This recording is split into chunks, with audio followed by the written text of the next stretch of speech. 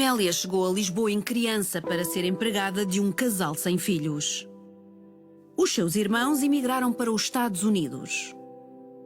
Muitas das vezes nós falávamos com ela por causa dela vir ter connosco, cá para os Estados Unidos.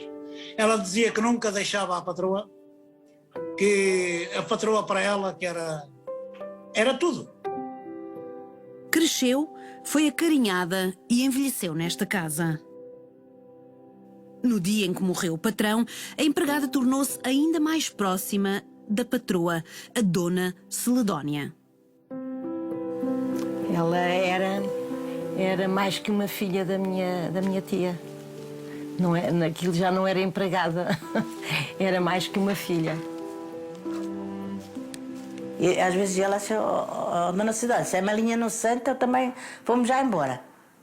Porque ela estava ali sempre em sentido, está a perceber? Como era a patroa e a empregada e eu era a visita. Apesar da distância, a família nunca deixou de manter contacto com a dona Amélia. No início de março de 2020, sentiram que algo estranho se estava a passar. Ninguém sabia, porque de repente faltou o telefone de casa e faltou o telemóvel dela. Foram mais de 2 meses sem notícias de Amélia. As novidades chegaram pela mão de Maria Isabel, sobrinha do patrão. Foi ela quem alertou a família de Amélia que a dona Celedónia tinha falecido há meses e que nos últimos anos as duas idosas tinham vivido um verdadeiro pesadelo. Foi uma clausura. Elas tiveram uma clausura. Contou-lhes que uma familiar da dona Celedónia estaria a isolar e manipular as duas velhotas. Estão-me a lembrar coisas. Lembrar o quê? O quê? Quando o patrão era vivo. Não lhe faltava nada, né? Não. A denúncia também chegou em forma de vídeo que a nova empregada contratada para cuidar das duas velhotas gravou com o seu próprio telemóvel. Não havia nada. Não havia gás. E eu virei para a Amélia e disse, então, Amélia, como é que é? Não tem gás? Como é que eu vou cozinhar ela? Olha que é sempre assim. Ela nunca compra nada. Perante o desespero das idosas indefesas, a nova empregada começou a registar tudo o que se passava entre aquelas 4 paredes. Eu cansei de ver ali ela daquela maneira e falei com ela se eu podia filmar e ia ver uma maneira de ajudar ela, porque ela estava pedindo ajuda. Estava para dar conforto. Era assim o dia todo. Se a senhora tivesse que mandar agora um recado para tua irmã, qual recado ela mandava? Mandava um recado para me tirar aqui. Se ela quisesse cuidar, eu tinha chegado ali, eu encontrava um gás, eu encontrava uma comida, eu encontrava uma casa cheirosa, uma casa limpa, eu encontrava uma pessoa que dormisse com elas, eu encontrava uma pessoa que ficasse durante o dia.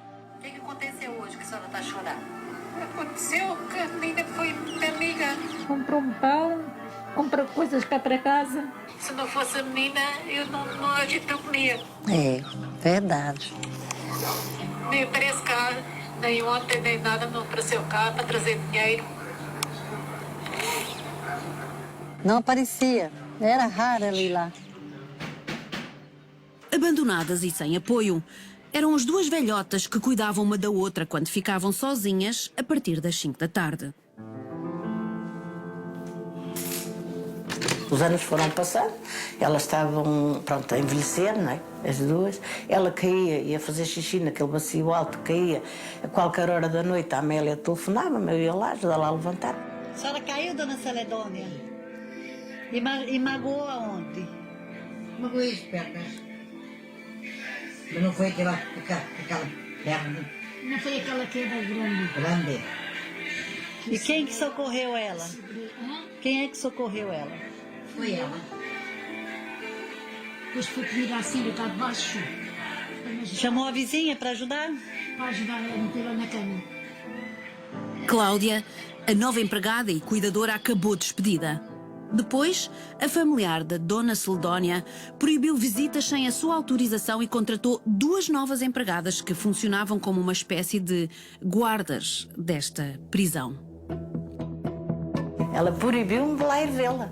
Mesmo as empregadas, eu tive uma altura, elas não abriam a porta a ninguém, as pessoas batiam à porta para ver e elas não abriam a porta. Nos Estados Unidos, a família de Amélia continuava sem conseguir contactá-la. Ela arrancou o telefone fixo, levou telemóveis, levou documentos da minha irmã, levou tudo. Nesta altura, já a familiar da Dona Celedónia tinha colocado um sistema de vigilância na casa, controlada à distância, através do seu telemóvel. Moral da história, aquilo era para vigiar. Às vezes eu entrava lá e ela, passados 5 minutos, estava a ligar. Ela tinha câmara na cozinha, aqui para o quintal e na entrada da porta. Eu penso que aquilo era como aquelas presas, que os lobos estão de volta e aquela presa está ali no meio, não pode sair para lado nenhum. Como que eu vou chamar médico? Eu não tenho autorização para isso.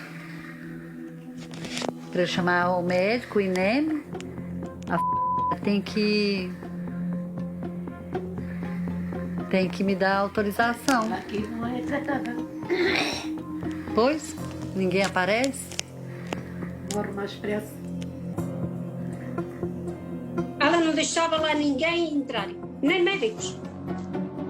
A familiar da Dona Celedónia terá ainda coagido Amélia a assinar uma procuração que lhe conferia poderes especiais para conseguir aceder às suas contas bancárias. Eu cheguei, a Amélia estava em prantos, e eu disse, o que foi, Amélia? Logo de manhã, e ela disse assim, aquela mulher vai me roubar. Ela queria mexer no dinheiro do banco. E E eu não deixei. ela ralhou contigo? E ela ralhou comigo. O dinheiro não é dela, é meu. Esse dia ela nem quis levantar da cama para comer. Então, mas a senhora assinou uma procuração dando poderes a ela. Eu era que fiz, depois parva. Foi parva. A senhora sabia o que estava assinando? A senhora sabia o que estava escrito naquele papel? Foi uma mal que foi assinar. Em 2015, perante o comportamento da familiar, a Dona Celedónia decidiu revogar o seu testamento e deixar tudo à sua leal empregada e companheira de uma vida, Amélia. É tudo para a minha Amélia, porque ela veio para a minha casa com 12 anos, nunca a deixei namorar, nunca a deixei ir para a América para o pé dos irmãos. Ela deu a vida por mim e eu tenho que lhe assegurar a vida dela. A tal familiar nunca comunicou a morte de Dona Celedónia e manteve Amélia sozinha, isolada na casa. Um dia, o irmão de Amélia viajou até Lisboa para esclarecer o que se estava a passar. Tocamos à porta e ninguém nos deixou entrar. Então tivemos que chamar a polícia porque eu queria ver a minha irmã e não consegui ver a minha irmã. Conseguiu vê-la da janela? Sim. E então a polícia perguntou, quem é este senhor que está ali embaixo? E ela disse, é o meu irmão. Então aí sim, que a polícia depois deixou-nos entrar. Alfredo só conseguiu estar 10 minutos com a sua própria irmã. Nesse mesmo dia, a familiar da Dona Celedónia apresentou-se à polícia simpaticamente como a tutora de Amélia. Então como é que ela é tutora da minha irmã, se ela não tem documentos, se ela não tem nada a comprovarem como é tutora dela? 5 dias depois, estava a intentar uma ação de acompanhamento de maior para justificar a tal alegação que disse aos senhores agentes da PSP. O pedido acabou por ser recusado porque a familiar nunca chegou a apresentar a procuração exigida por lei.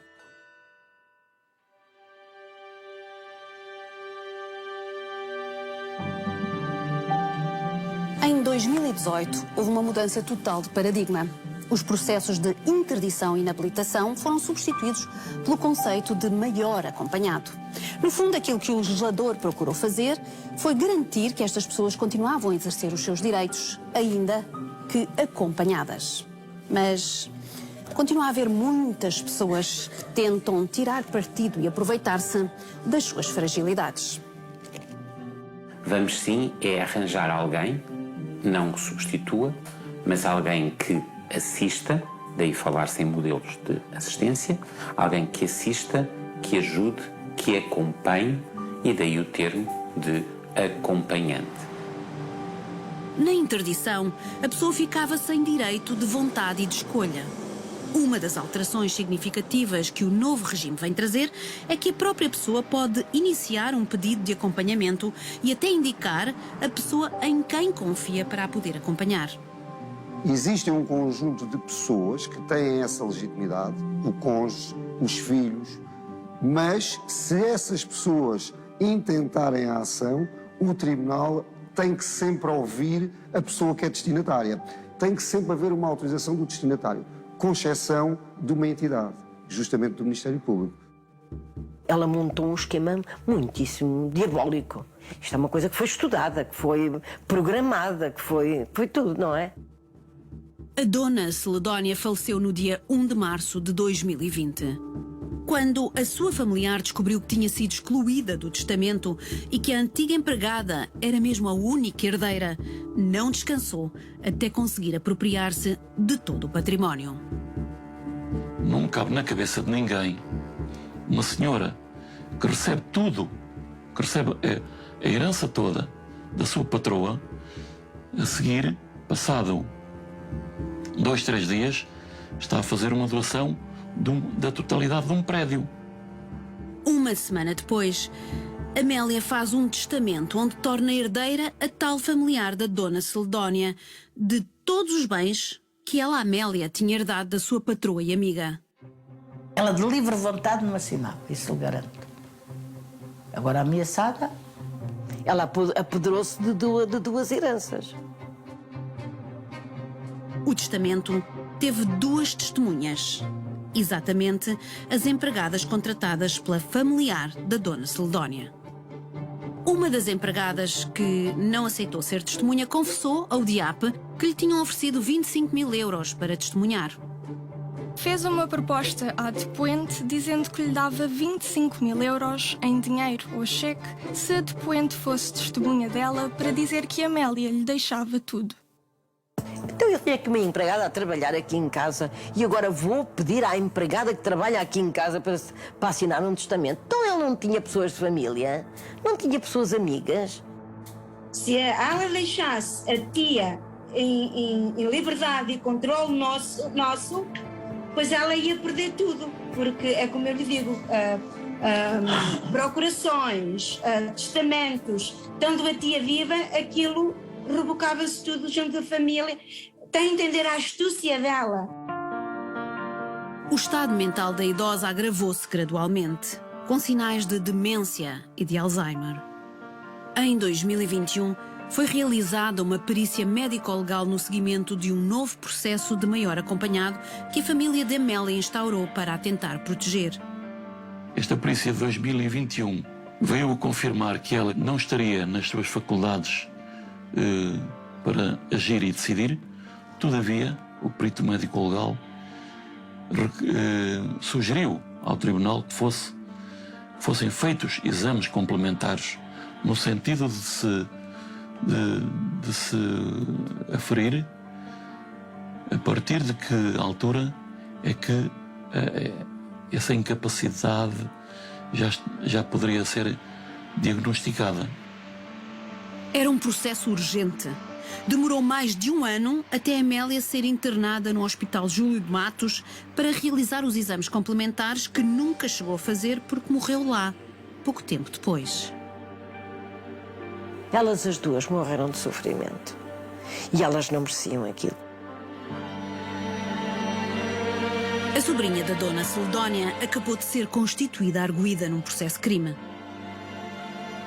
Contactada, remeteu-nos um esclarecimento em que diz: Comida nunca faltou e a procuração foi atestada por uma notária, caso tivesse dúvidas quanto à vontade da Amélia no sentido de assinar a referida procuração. Registam-se 3 crimes contra idosos a cada hora que passa. A grande maioria são crimes contra o património, como burlas e roubos. São esquemas sem escrúpulos, pensados por familiares ou pessoas próximas, ou às vezes mesmo responsáveis dos lares, que se aproveitam da fragilidade dessas pessoas. Em 2013, Ana Júlia, de 85 anos, decidiu ir para um lar de luxo no norte do país. Ela gostou muito, o lar era muito bonito, o espaço. O quarto dela era sobre um vale. Nós íamos almoçar fora com ela, fazíamos alguns programas e ela parecia estar contente. Mesmo ela levou para lá para cima muitos dos seus pertences. Longe dos amigos de Lisboa, esta idosa independente vivia de uma boa reforma e com contas bancárias recheadas. A minha mãe sempre me disse que ela tinha uns fundos, um dinheiro que o marido tinha deixado, e mesmo de família dela, creio. Não saía de casa sem a sua echarpe, sem o seu casaquinho diferente, avant-garde, uma senhora muito para a frente. Gostava de se arranjar com os seus brinquinhos. Sem filhos, nem familiares próximos, mal chegou à residência sénior, deixou-se encantar por um dos responsáveis. Chegou a levar lá a Lisboa, marcava-lhe hotéis bons, tudo bem, era ele que pagava, com o dinheiro da minha tia, como é lógico, mas pronto, nunca pôs qualquer entrave a gastar dinheiro da minha tia. Ana Júlia estava lúcida e começou a desconfiar da vida luxuosa desse responsável do lar. Ela achava que ele gastava muito dinheiro e que não percebia onde é que ele ia buscar tanto dinheiro. Um dia, ligou aflita ao sobrinho Albino, com quem já não tinha contacto há 30 anos. No fundo foi um pedido de socorro que ela fez, não é? Dizer, no princípio começou por falar de coisas banais, não é? De triviais, e depois começou a dizer, olha, eu queria muito sair do lar, mas não consigo sair, sinto-me aqui presa. Ainda sem saber o que tinha acontecido, Albino foi buscar a sua tia ao lar de Santo Tirso. A idosa foi contando pouco a pouco a verdadeira razão que a levou a querer sair da residência sénior. Eu já não sabia onde é que estava o dinheiro dela, que não tinha dinheiro. No primeiro mês em que Ana Júlia chegou à residência, foi abordada pelo tal responsável que se ofereceu para gerir o seu património e conseguiu que Ana Júlia lhe assinasse uma procuração. Essa procuração era quase passar uma sentença de morte. Eu próprio disse a essa pessoa um dia, eu gosto muito da minha mulher, mas não lhe passava uma procuração dessa. Esta procuração com poderes totais permitiu que a pessoa pudesse fazer exatamente tudo aquilo que quisesse com a vida de tia Ju. E, infelizmente, fez, para o pior. A pessoa podia vender, comprar, utilizar os dinheiros, podia fazer o que quisesse e lhe apetecesse e nem sequer era obrigada a prestar contas. 2 anos depois, Ana Júlia até assinou um testamento onde deixava tudo a esse responsável do lar. Eu acho que a minha tia nunca se apercebeu do que assinou, para ser franco. Durante os 8 anos em que Ana Júlia residiu neste lar do Norte, não terá tido conhecimento do que se passou com o seu património. Só mais tarde, já com o apoio de familiares e de uma advogada, é que percebeu o que aconteceu. Tinha 400 e tal mil euros em dinheiro e quando eu fui buscar ao lar, ela tinha, se não estou em erro, 5 mil euros na conta. Com a tal procuração, esse responsável do lar fez vários movimentos a débito das contas de Ana Júlia para uma outra conta, cotitulada por ele e pela idosa, e aos poucos ter-se apropriado de milhares de euros. No total, terão sido desviados quase 430 mil euros. Confrontado com os extratos e para evitar ir a tribunal, esse responsável do lar ainda tentou chegar a um acordo com a família de Ana Júlia. Confirmo as conversações mantidas e o acordo de princípio nos seguintes termos. Tia deverá desistir de todos os processos em curso, bem como retratar-se das acusações injuriosas que proferiu a meu respeito. Serão transferidos 202 mil euros, 102 na celebração do acordo, restantes 100 no prazo máximo de 1 ano. Ele dizia-me, dinheiro, a sua tia tem cá dinheiro, não sei o quê, mas também teve despesas, foi operada 2 vezes, foi não sei o quê, isso tudo bem. Isso é evidente que gastou dinheiro. Em 8 anos, no fundo, queria descontar cerca de 100 mil euros para a gestão que ele tinha feito desse dinheiro, ou pelos cuidados que lhe tinha dado, não sei o quê. O acordo abortou porque o ex-responsável do lar queria fazer o pagamento sem garantias bancárias. Recentemente, quando tomou conhecimento desta reportagem, tentou ainda reatar esse antigo acordo. Então nunca mais me disseram nada, na versão dele, nunca mais me disseram nada, portanto então queria pagar isso. O estado de saúde mental de Ana Júlia agravou-se. Isto bloqueou-lhe a alegria de viver. Sentia-se enganada, sentia-se que até quase já nem valia a pena viver. Ana Júlia sempre foi uma senhora abastada e independente, mas passou o último ano da sua vida aterrorizada e a contar tostões. Muitas vezes até nem almoçava porque tinha medo de não ter dinheiro depois para o resto. E isto vindo de uma pessoa que jamais teve dificuldades na vida. É neste contexto que se aproxima o sobrinho neto que nunca sequer tinha conhecido a tia. Ficou bastante acalentada com uma ideia de que eu quero fazer uma escola.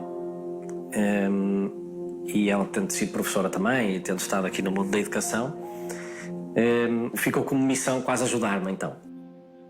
João Fidalgo ajudou a tia a encontrar um novo lar mais humilde, mas onde estava bem acompanhada. Ana Júlia faleceu recentemente no Hospital São Bernardo, em Setúbal.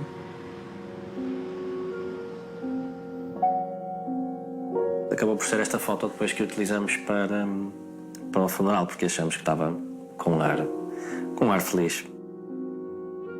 O antigo responsável deixou de trabalhar no lar, que acabou vendido a um grupo espanhol. Contactado sobre estes factos, afirma: Durante os anos em que estive ligado a este setor, nunca cedia pressões para trazer para o espaço público as disputas familiares a que assisti. Muito menos o farei no que se refere à senhora Dona Ana Júlia, por respeito à relação diária que mantivemos durante quase 10 anos e agora à sua memória. Ele, pelos vistos, se fazia essas atitudes, não era carinho, era interesse, não é? O tempo da justiça não é o destes idosos. Amélia esperou mais de 2 anos e morreu sem que o Tribunal Cível de Lisboa afastasse de si a sua agressora. A justiça foi tão lenta, tão lenta, tão lenta que ela teve a oportunidade para fazer tudo e mais alguma coisa. O caso do lar de Santo Tirso está a ser investigado na PJ do Porto há mais de 1 ano e o ex-responsável ainda nem sequer terá sido ouvido. Penso que a minha tia, em parte, faleceu, em grande parte, por causa dos nervos em que vivia permanentemente por causa desta situação. O dinheiro fica, né? E fica só para dar confusão na vida dos outros. E o que faltou para elas ali foi amor, foi carinho, foi alegria. Quem perdeu foi a justiça e a vítima. E quem é que ganhou? Foi o criminoso e a agressora. Ponto. O crime parece compensar e o mais grave é que conta com a cumplicidade da morosidade da justiça.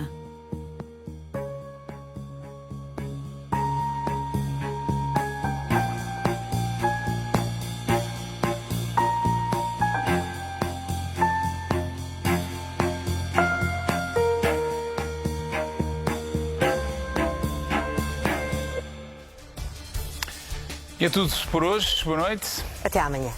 Até amanhã.